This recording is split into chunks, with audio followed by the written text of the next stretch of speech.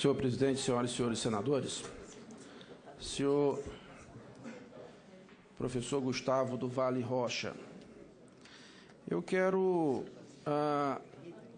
primeiramente, registrar a satisfação de ver que nós inauguramos, senhor presidente, aqui na CCJ, deste Senado Federal, um novo momento para as sabatinas, a partir da sabatina feita aqui há poucos dias com o doutor professor Fachin. Tivemos aqui uma sabatina de 12 horas. Isso faz com que a gente compreenda que não é mais simplesmente uma indicação da Presidência da República e aqui uma decisão homologatória. Um faz de conta, doutor Fachin esteve aqui por longas horas e foi por todos nós democraticamente sabatinado e de maneira bem franca, aberta, sem rodeios, os senadores puderam fazer as suas colocações. Primeiramente, este registro da nossa satisfação. Tenho aqui inúmeras perguntas para fazer, mas eu vou me ater a uma pergunta. Eu vou dar oportunidade para que os nossos companheiros senadores também possam esgotar outros assuntos. Mas eu quero insistir no assunto aqui colocado pelo colega senador Randolfo Rodrigues. Vossa Senhoria é indicado pela Câmara dos Deputados, hoje presidida pelo nobre deputado Eduardo Cunha. As razões da minha pergunta já foram colocadas aqui em função do confronto direto que tem ele com o Ministério Público. A nossa função aqui é exatamente definir quem são os conselheiros do Conselho Nacional do Ministério Público que possam preservar o princípio constitucional e democrático da independência do Ministério Público. Nesse sentido, eu quero perguntar objetivamente a Vossa Senhoria. Nesse momento, Vossa Senhoria é advogado em algum processo do deputado Eduardo Cunha? Nenhum deles envolvendo o Ministério Público. São processos ou queixa-crime contra a honra ou ações indenizatórias. E continuo advogando para ele desses casos. Não atuo para o deputado Eduardo Cunha em questões criminais, salvo no caso de questões criminais privadas, né, e também atuo para ele, em alguns casos, perante o Tribunal Superior Eleitoral. De forma que a resposta é positiva.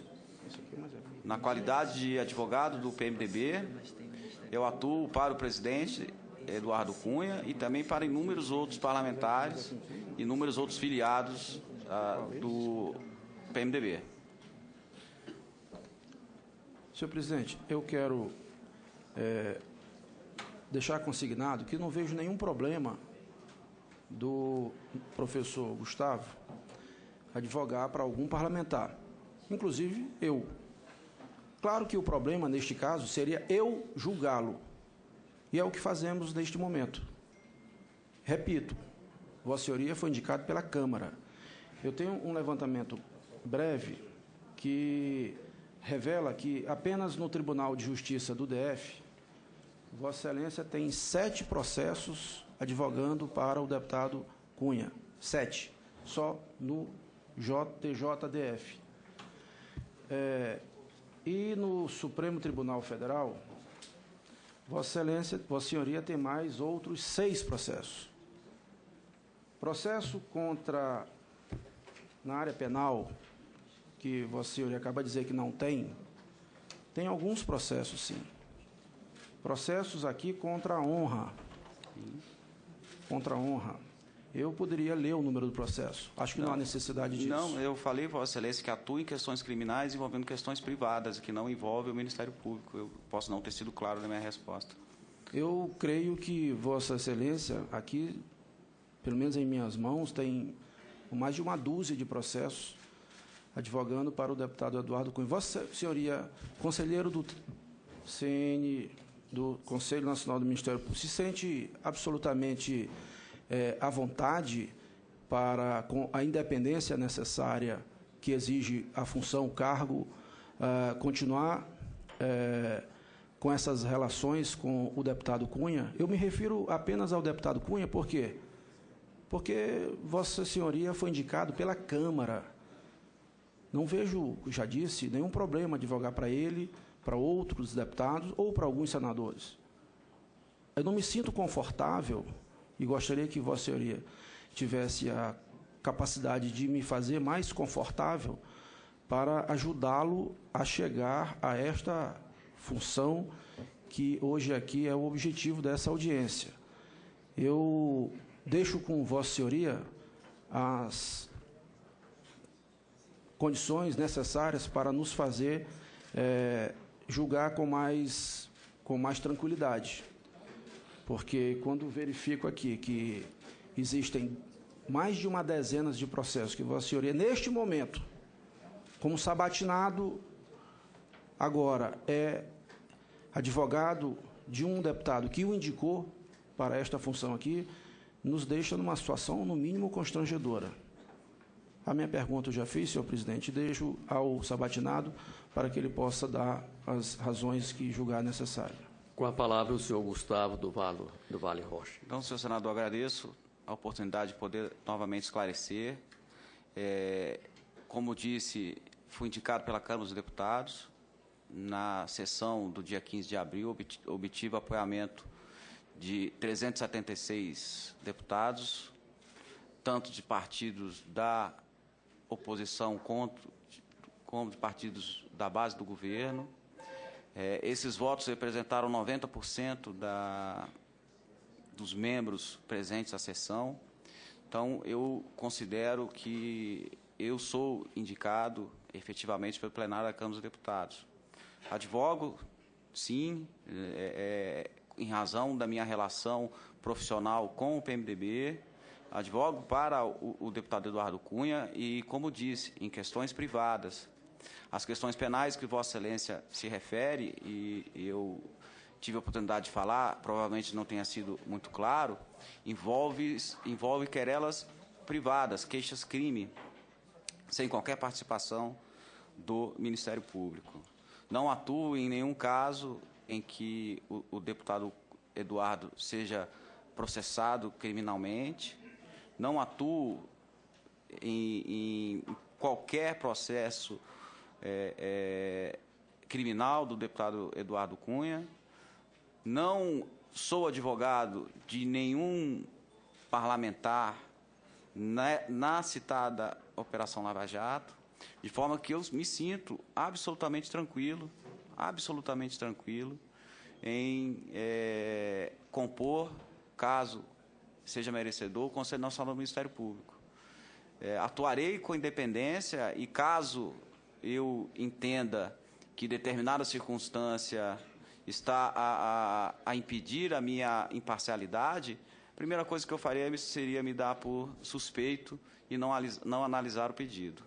Então, respondendo a Vossa Excelência, me sinto tranquilo com relação à indicação, me sinto tranquilo com relação à função a ser exercida. Repetindo o que disse ao novo senador Randolph, estou indo por vontade própria, eu que busquei a vaga no Conselho do Ministério Público, razão pela qual atuarei com total independência e com total imparcialidade. E repito, se em alguma circunstância eu perceber que a minha imparcialidade está sendo mitigada de alguma forma, eu não hesitarei em me dar por suspeito ou impedido de analisar qualquer caso referente a isso. Mesmo aquele Com a que réplica, o senador Roberto Rocha. Mesmo aquele que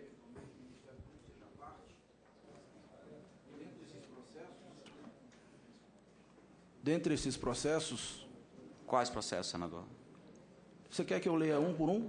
Não, eu não advogo para ele em processo que o Ministério Público não parte. Tem nenhum processo em que o Ministério Público seja parte neste caso? Os meus processos que eu advogo contra ele, eu imagino que no Tribunal Superior Eleitoral possa ter algum caso em que o Ministério Público Eleitoral possa ser recorrente ou recorrido em algum processo Tem nenhum de atuação inquérito? dele. Inquérito penal, que eu me recordo, não atuo, a não ser em casos privados. Olha, tem um inquérito número 2447 que tramita. Sim. E que Vossa Excelência, Vossa Senhoria é advogado neste caso. E, portanto, o Ministério Público é parte. Ele fiscaliza essa ação conforme decisão recente da semana passada do Supremo Tribunal Federal. Eu queria deixar isso bem claro, colocar luz, para que a gente não possa ser levado a cometer nenhum tipo de equívoco aqui. Eu queria que Vossa Senhoria esclarecesse melhor essa questão, porque eu continuo inseguro para tomar a minha decisão. Se Vossa Excelência puder analisar as partes do processo, esse inquérito é em razão de uma queixa-crime. É uma ação penal privada, da qual o Ministério Público não é parte. E se, porventura, possa ter algum processo, que eu não me recordo, que tenha atuado para o deputado Eduardo Cunha em casos em que ele é acusado criminalmente, salvo em casos eleitorais, eu, como disse, se minha imparcialidade ficar, for causar algum tipo de interferência nessa imparcialidade, eu me darei por suspeito. E, na terminologia do Supremo, senador, as ações penais privadas também são autuadas como inquérito. Então, se eu ingresso contra o senador Valdir Raupp com uma ação penal privada, esse processo será autuado como inquérito. E o fato do Ministério Público, o Ministério Público ele é custos legis e faz parte, está presente em todas as varas do Distrito Federal na condição fiscal da lei.